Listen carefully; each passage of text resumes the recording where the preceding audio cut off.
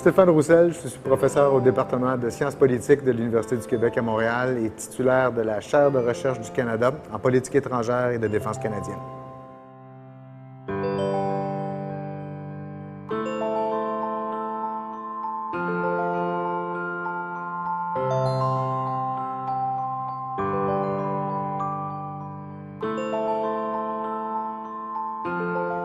OK.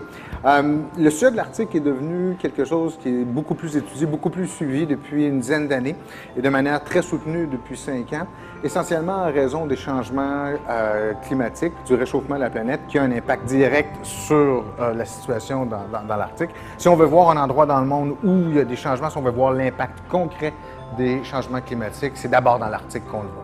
Ce qu'on oublie souvent, c'est que l'Arctique n'est pas un continent émergé, c'est un océan.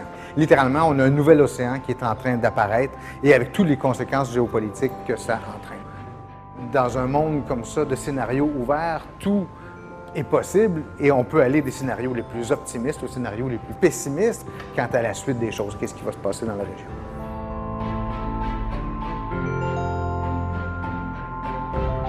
On peut voir cette situation-là évoluer d'une manière très dramatique dans laquelle, par exemple, le fait que des ressources pétrolières, gazières, diamantifères, des minerais soient disponibles va entraîner une course entre les différents États qui veulent s'approprier ou qui veulent s'assurer d'avoir accès à ces ressources-là et de pouvoir les exploiter. Il y a des écoles beaucoup plus optimistes, dont je suis, qui ont plutôt tendance à voir l'Arctique comme une zone de coopération possible, c'est-à-dire un endroit où les États vont plutôt travailler ensemble pour que ce soit exploiter les ressources ou assurer les services, et que le potentiel de conflit réel entre les États est beaucoup moins important que ce que l'on pense.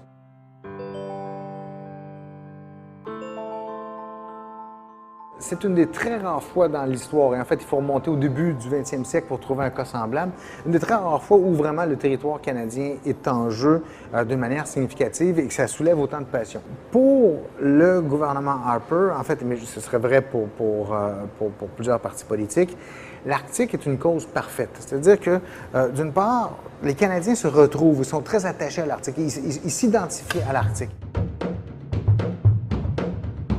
Tout gouvernement ou toute formation politique qui voudrait jouer sur une forme de nationalisme canadien pourrait utiliser l'Arctique, les images de l'Arctique, et pourrait et surtout dépeindre l'Arctique comme étant une région qui est assiégée, dans laquelle il faut défendre contre des forces étrangères, mais c'est une manière de jouer sur le nationalisme.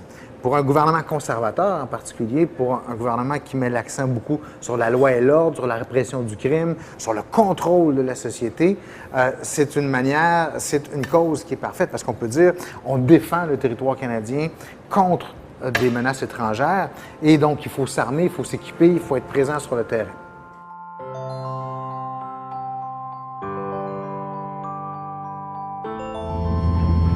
Nobody can move the Army and its equipment over great distances faster than the Air Force.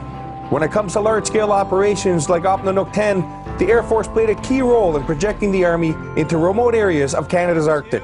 Un autre aspect intéressant de ça, et c'est quelque chose auquel les Canadiens ne sont absolument pas habitués, c'est que de plus en plus, à l'étranger, et surtout en Europe et aussi presque naturellement en Russie, on va avoir tendance à voir les Canadiens comme étant en grande partie responsables de cette tendance à la militarisation de l'Arctique. Parce que les Canadiens sont parmi, on va les considérer comme les plus agressifs, ceux qui font le plus grand nombre de nouvelles annonces, ceux qui, à toute proportion gardée, vont déployer le plus de matériel, vont conduire le plus d'exercices militaires. Même si en termes absolus, en termes de nombre absolu, la Russie est loin devant les autres, mais en termes de nouveaux investissements et de présence nouvelle, le Canada est, somme toute, beaucoup plus agressif que les autres. Et c'est vrai que si on aligne les achats d'équipements ou les achats d'infrastructures, la construction d'infrastructures que font les différents gouvernements dans l'Arctique, on a l'impression que tout le monde est en train de s'armer et tout le monde est en train de se préparer pour une guerre.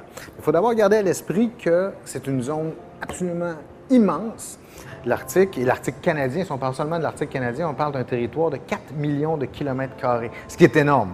Il s'agit de se déplacer sur de très, très grandes distances. Il s'agit aussi d'affronter des conditions qui sont hostiles ou qui sont potentiellement dangereuses à cause du climat, à cause des difficultés que pose l'absence d'infrastructures. Donc, une organisation comme les Forces canadiennes est peut-être celle qui est le mieux à même d'assurer la présence du gouvernement dans la région.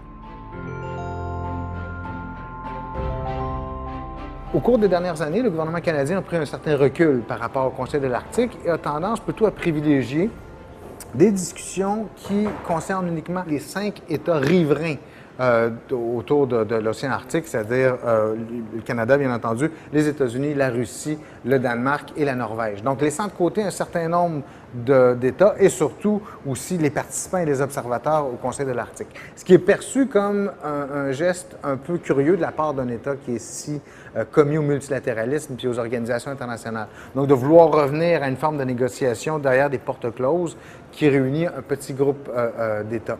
Donc, ça aussi, c'est très mal perçu, non seulement par les États qui sont mis de côté, mais aussi par tous les gouvernements qui considèrent qu'ils ont un intérêt dans l'Arctique, mais qui ne peuvent pas participer à des négociations comme celle-là. Le comportement du gouvernement canadien semble un peu anachronique. Anachronique dans le sens où il mise beaucoup, peut-être trop, sur les forces armées. C'est légitime jusqu'à un certain point, mais peut-être qu'il va un pas trop loin là-dedans. C'est anachronique dans la mesure où s'il tend à vouloir se concentrer sur un nombre limité d'interlocuteurs et non pas essayer d'ouvrir ce dialogue au plus grand nombre, oui, ça, on peut considérer que c'est anachronique.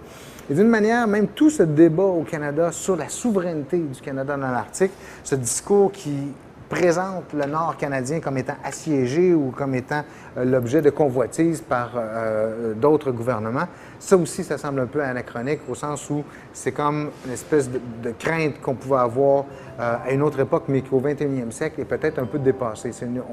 On n'a plus tendance nécessairement à voir les relations internationales, et surtout pas en Amérique du Nord ou en Occident, de cette manière-là. Il y a une différence entre la manière dont les Québécois et peut-être les autres citoyens canadiens vont voir l'Arctique.